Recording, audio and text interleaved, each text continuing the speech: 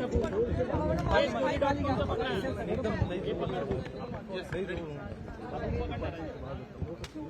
Sir, आज सह्याद्री अतिथीगृहावर एक बैठक पार पडली. मुख्यमंत्री देवेंद्र फडणवीस यांच्या अध्यक्षतेखाली ओबीसी संघटनांची बैठक होती.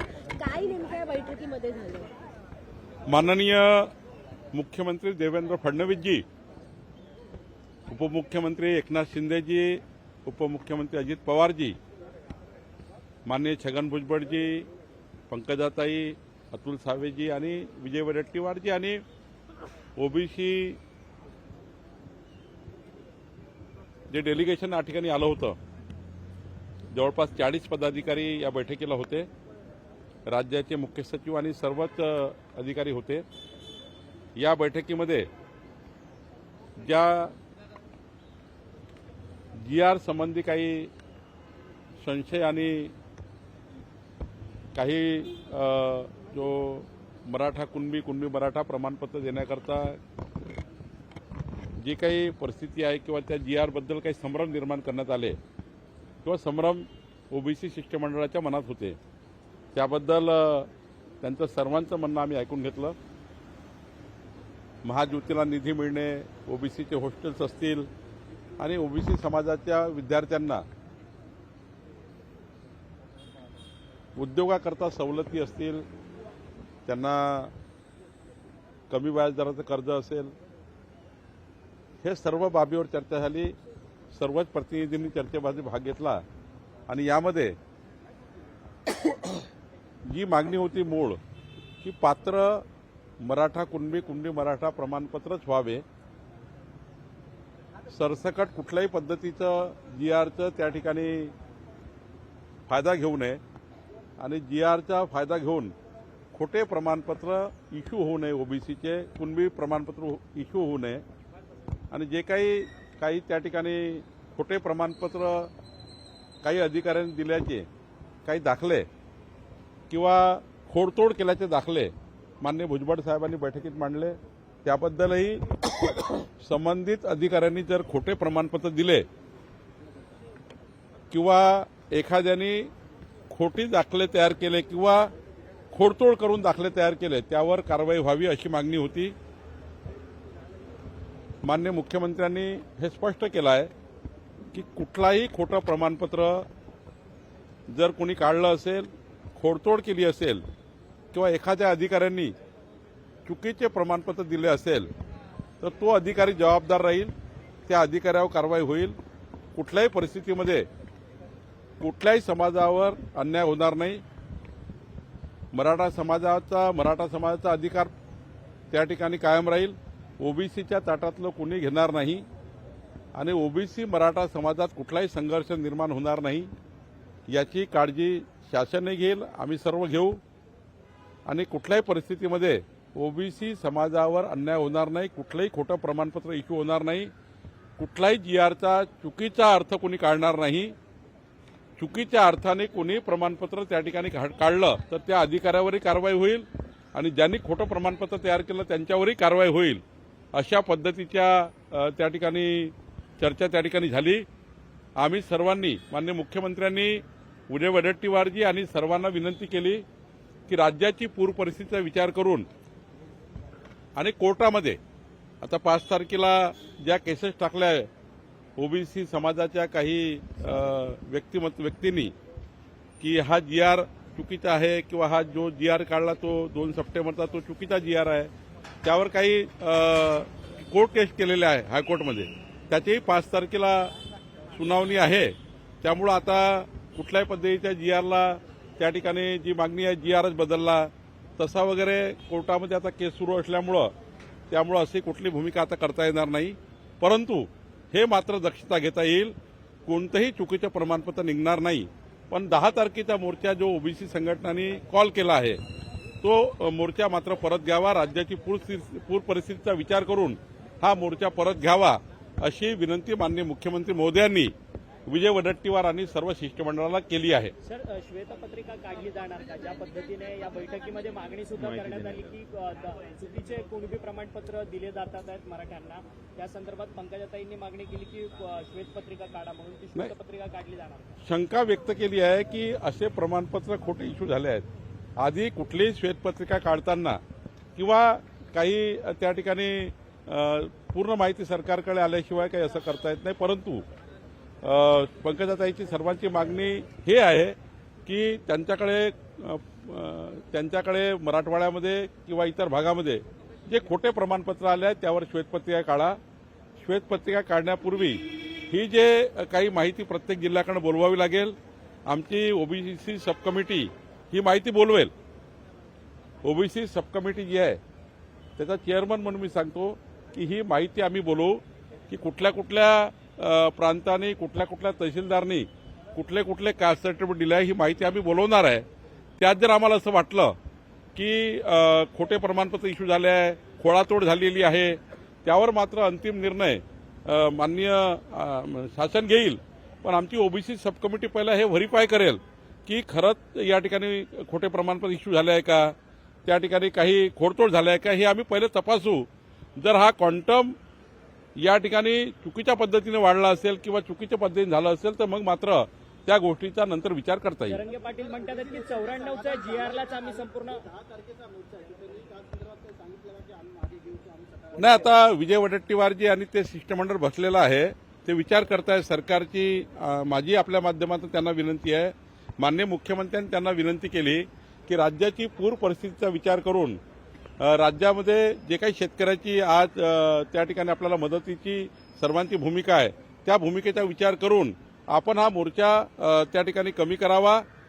राज्य शासन केव्हाही जसं आज ओबीसी शिष्टमंडळाची बैठक घेतली, पुन्हा जर काही शंका असतील तर पुन्हा माननीय मुख्यमंत्र्यांनी सांगितलं की पुन्हा बसवू. मुख्यमंत्रींनी सांगितलं की आम्ही जेव्हा पाहिजे तेव्हा तुम्हाला वेळ देऊ आणि तुमच्या शंकाचं निरसन करू. माननीय मुख्यमंत्र्यांनी ओबीसीच्या त्या ठिकाणी शिष्टमंडळाला विनंती केली आहे की मोर्चा माग घ्यावा. आम्ही सर्वांनी त्यांना विनंती केली आहे. मला वाटतं की ओबीसी शिष्टमंडळ आमची विनंती मान्य करेल. सर, तुम्ही ओबीसी उपसमितीचे अध्यक्ष आहात आणि एकीकडे जरंगे पाटील म्हणतात की थेट आमच्या जर या शासन निर्णयाला हात लावला तर आम्ही 1994चा जो ओबीसींना आरक्षण देण्याच्या संदर्भातला शासन निर्णय आहे त्यालाच कोर्टामध्ये चॅलेंज करू अशी भाषा बोलतात. असं आहे, शेवटी जीआरचा जो जीआर काढला गेला त्या जीआरचा दुरुपयोग किंवा चुकीचा उपयोग किंवा चुकीचा अर्थ काढून आमच्या अधिकाऱ्यांनी प्रमाणपत्र चुकीचे दिले असतील तर त्याची तपासणी होईल.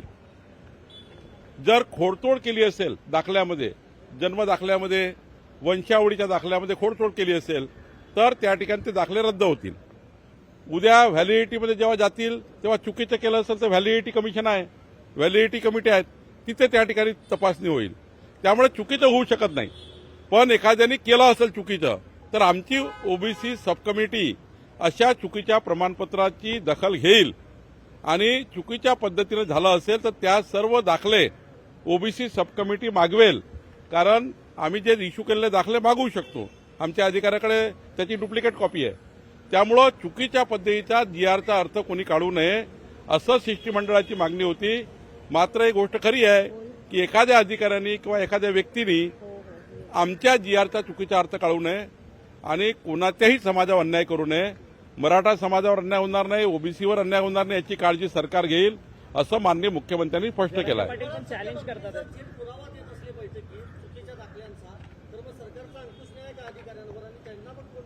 अधिकाऱ्यांची केलेला तो पराक्रम नाही आहे. काही लोकांनी जे कास्ट सर्टिफिकेटसाठी अर्ज केले आहेत त्यांनी खोडतोड केली आहे, अधिकाऱ्यांनी खोडतोड नाही केली आहे.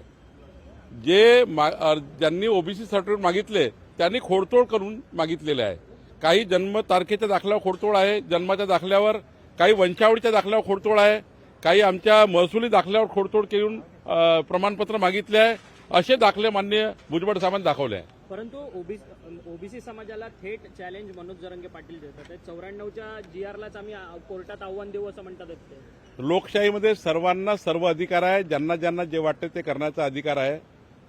कोर्टामध्ये शेवटी कोर्ट जेव्हा कुठला निर्णय येतो ते सर्व नियम कायदे संविधानामध्ये अंतर्भूत त्या ठिकाणी कायदे, त्यामुळं जातीच्या आरक्षणासंबंधीचे कायदे आहेत, कायद्याला धरूनच त्या ठिकाणी निर्णय होतात. त्यामुळे कुणालाही कुठली मुभा आहे त्यांनी त्याचं काम करावं. सरकार मात्र या भूमिकेत आहे की मराठा आणि ओबीसी समाज समोर समोर येणार नाही. दोन्ही समाजाला सरकार न्याय देईल.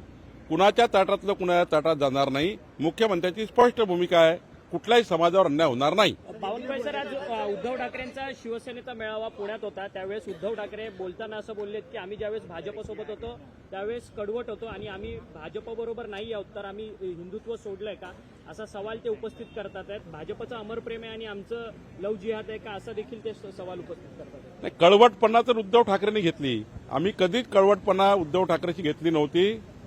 माननीय देवेंद्र फडणवीसजीचं सरकार असताना 2014 ते 19 माननीय देवेंद्र फडणवीसजींनी उद्धव ठाकरेंच्या ज्या ज्या सूचना, जे काही त्यांनी या राज्याकरता महत्वाचे विषय मांडले होते, त्या सर्वांचा मान सन्मान करण्याचं काम माननीय देवेंद्र फडणवीसजींनी केलं. उद्धव ठाकरेंचा शब्द न शब्द पाळला गेला, पण कळवळ भूमिका तर उद्धव ठाकरेंनी घेतली. देवेंद्र फडणवीसजींना मुख्यमंत्री करण्याच्या वेळी त्यांनी घुमजाव केलं, त्यांनी कळवळ भूमिका घेतली. आणि आता तर एवढी कळवळ भूमिका घेतली आहे की उद्धव ठाकरेंच्या रॅलीमध्ये, उद्धव ठाकरेंच्या खासदाराच्या रॅलीमध्ये पाकिस्तानचे ध्वज फडकतायत. त्यामुळं भूमिकेपासून तुम्ही दूर गेले आहे. स्वातंत्र्यवीर सावरकरांचा वारंवार अपमान काँग्रेस पार्टी करताना काँग्रेस पार्टी आणि राहुल गांधीच्या मांडीच्या मांडी लावण्याचं काम उद्धव ठाकरेंनी केलं. हिंदुत्वापासून तुम्ही दूर गेले आहेत. त्यामुळं तुम्ही काही आता सांगू नका. महाराष्ट्र तुम्हाला समजला आहे आणि विधानसभेच्या निवडणुकीत लोकांनी तुम्हाला जागा दाखवली आहे. येणाऱ्या स्थानिक स्वराज्य संस्थेमध्ये सुद्धा लोक जागा दाखवतील. 51% लढाई महायुती जिंकून पुन्हा एकदा या महाराष्ट्रामध्ये महायुतीचं त्या ठिकाणी आमचं जे या ठिकाणी स्थानिक स्वराज्य संस्थेमध्ये आम्ही त्या ठिकाणी जिंकू. उद्धव ठाकरेंचं आता किती त्यांनी सांगितलं हिंदुत्व हिंदुत्व केलं, उद्धव ठाकरे केव्हाच हिंदुत्वापासून दूर गेले.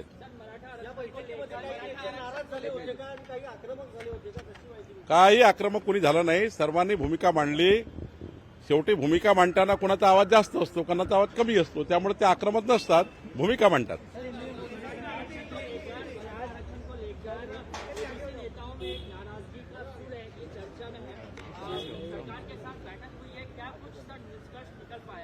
देखिए, ओबीसी का जो एक डेलीगेशन आया था, माननीय मुख्यमंत्री से मिला, 2 घंटे चर्चा हुई अनेक विषय पे, अलग अलग इशू पे चर्चा हुई.